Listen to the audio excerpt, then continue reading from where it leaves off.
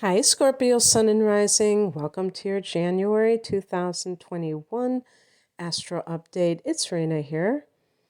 It seems like it's been a long time since I've made a video, and I'm revisiting this January 2022 set of transits, and it feels like I've done Scorpios. I don't know. But in any case, I have to do it over again because I don't know what happened to that file if I did do it. But this is a month that there is an unusual amount of energy in Capricorn, which for you, Scorpio, is the third house. And that is the house of Gemini. And Gemini's, um, you know, connections to the media, to teaching and learning, anything to do with the mind, especially the mundane mind, which is the practical mind. And so practical trainings and just anything that has to do with communication. It can be websites, especially like social media. And in terms of people, it can be your family, specifically brothers and sisters and extended family members like aunts, uncles, and cousins. So here we are in a new year. We have come from the holiday season, and because of the nature of our world today, sometimes people don't see their siblings or talk to them very much except at the holidays, or, that's when it's concentrated. So perhaps something during the holidays has extended this kind of conversation for some reason, because you are going to have um, hits to this third house, but also to the fourth house, which is Aquarius for you. And that suggests, and that can be the mother, or, some astrologers think the fourth house is the father, whatever. We could say the family of origin, the parents, the nurturing parent. And so on the second of the month, we have a new moon at 12 degrees of Capricorn in that third house. And that might be a time when you're starting some kind of a training. If you are an elementary school teacher, Scorpio, that might be a new job, or some other kind of like a writing project, a website. These are also things, even if you're not doing them right now, they are things that work out in your favor. But I will say that Venus is retrograde in this house, this third house. The third house is also your local area. And so if there's anybody, and also neighbors are the third house. So if you had any kind of little affair with somebody who was your neighbor or something like that, and you happen to rekindle it, they come by, that's something that could have been happening since the middle part of December, because that's when Venus turned retrograde in the first place. So Venus is still retrograde in this house. And sometimes that might even be you considering whether or not some of these family members are worth it, because Venus can be about values and things like that. And even though that might sound like a horrible thing for me to say, there are circumstances when it's right on the money, where dealing with somebody, even if it's like close family, a close family member or members, is more trouble than it's worth. It doesn't lead to anything positive. And Scorpio, I think, is a very family-oriented sign, but even you have your limits about what you're willing to put up with, and you just may realize, and the holidays may have kind of sealed the deal, that you can't deal with this toxic person in your life. So that might be what the Venus retrograde means for you, if that resonates. But on the same day that we have this new moon in Capricorn, Mercury goes into Aquarius. So Mercury's going into that fourth house. And like I said, this could be the mother, and Mercury is communicative, um, and really wanting to touch base and express ideas with a person. The fourth house can be real estate, though, and this could be a contract. Mercury can be paperwork and things like that. So there might be some things in the that you are in the planning stages of, and you're getting together all of the, like, let's say you are going to buy a house and you got to look at that contract. On the 14th, Mercury goes retrograde at 10 degrees of Aquarius. So certainly it might not be as easy as you thought it was going to be. There might be some snag in it, and it could have something to do with paperwork. Mercury retrograde in the fourth house can also be some kind of misunderstanding with your mother, something that isn't quite right. Another thing to note is if you have, this could be the family home, if you have a parent who has passed and you're dealing with the aftermath of that, and that could include the assets and the home itself, then there might be some conflicting paperwork. Mercury, because it does rule double signs, Gemini and Virgo, can have that double speak, that contradictory nature that extends itself into the paperwork, and maybe there's two of the wills, two of, whatever, and you're trying to sort it out and find out which one is the legit one. Definitely, it is advised not to sign contracts during a Mercury retrograde. Mercury will go direct in early February, but sometimes you can't wait for weeks on end, and you have to do it. Well, you got to do what you got to do. Just be as on point as you can be, and make sure that you're rereading things and not just signing the first time you read it. On the 17th, we have a full moon at 27 degrees of Cancer. So here is a fellow water sign, Scorpio, that forms a trine to you. Trines are very harmonious. It's coming from the ninth house, and this is the house of the higher mind. So there's always a potential during a full moon for that to manifest in the ninth house as some kind of a spiritual download, meaning that you're gaining wisdom through through insights that are coming from a higher source.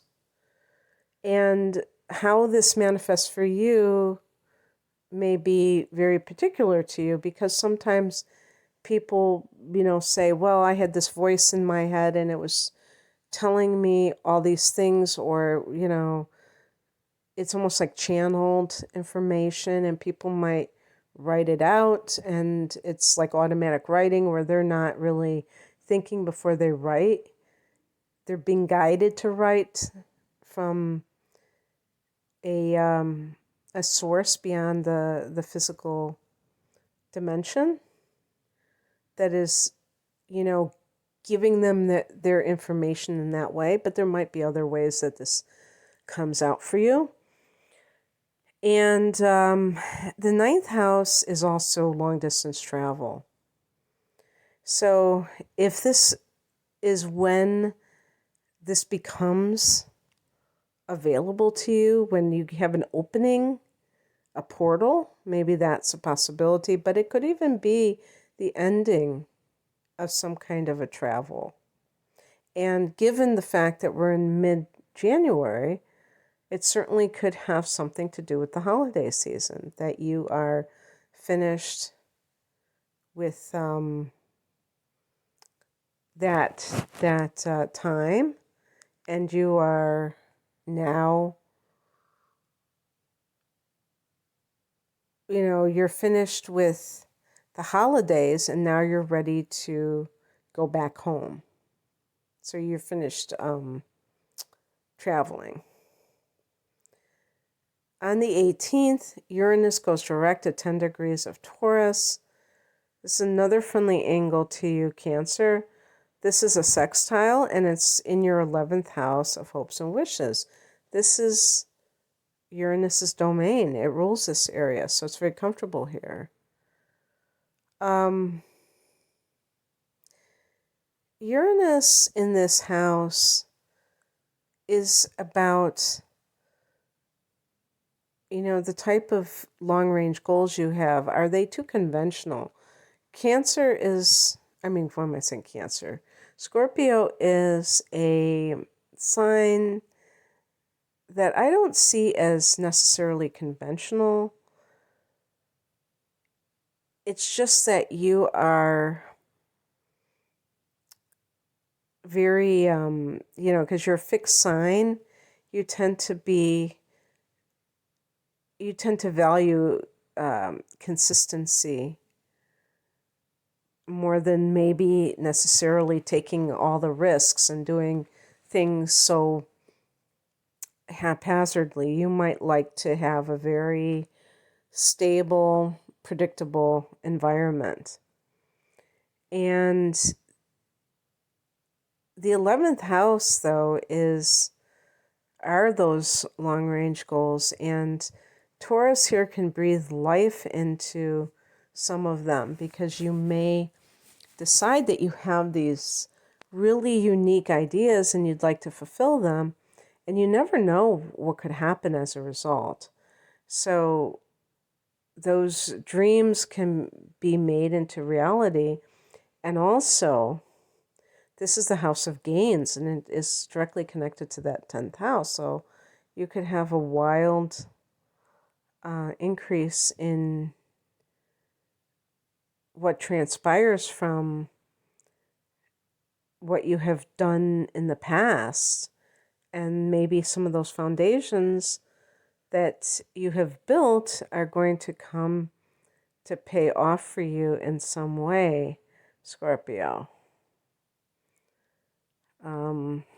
It depends on other factors, obviously, if you embrace this. This can also be Uranus direct here. You're really pursuing these groups or these individual friendships that have a very,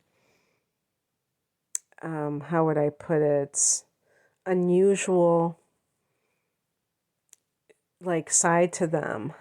Groups that could be about far out spiritual ideas,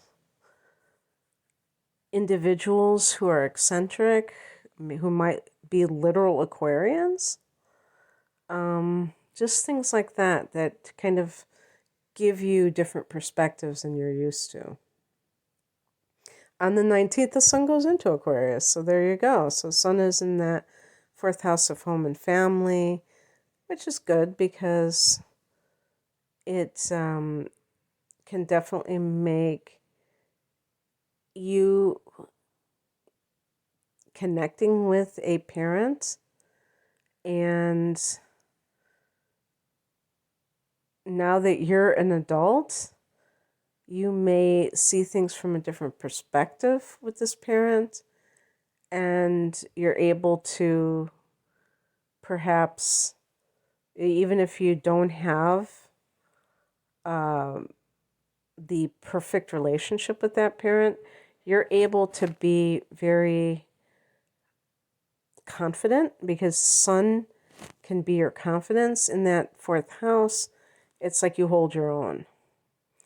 On the 24th, Mars goes into Capricorn. So Mars is going into that 3rd house, and just the idea of that other heavy hitter, Pluto, being there as well. There's just so much crowded energy when it comes to your mind, but also your siblings. And how I would connect the dots on that is if you have experience some issues with family. Again, coming from those holidays, but also having Saturn in that fourth house, transing through here for the last couple of years, that may have really hit home for, or it hasn't been a year. I'm trying to remember. I remember last December 21st when Jupiter and Saturn formed a conjunction at an early degree of Aquarius. But just looking at it from the standpoint of Saturn being very tough on a person and forcing them to deal with issues straight on. On the 24th, Mars goes into Capricorn, into that third house, joining Pluto, retrograding Venus, all these, transits. Because even the next day, Mercury dips back into that third house. And this is very important because it's like, what is going on here? Why are there two retrograding planets in the third house? Definitely, this can be business, this can be contracts, this can be some kind of course of studies, and this isn't university kind of studying. This is more like, getting some kind of a certificate, credentials, what have you, things like that. And the question becomes, do you really feel that this is the path for you? And that's where Venus comes in, because it can be your values. And even from the monetary perspective, it's like measuring your values with the money angle. Is it really going to make you happy to make more money? And if you're training for that purpose, do you think that you're really going to be happy? I think a lot of Scorpios need to feel something when they're doing it.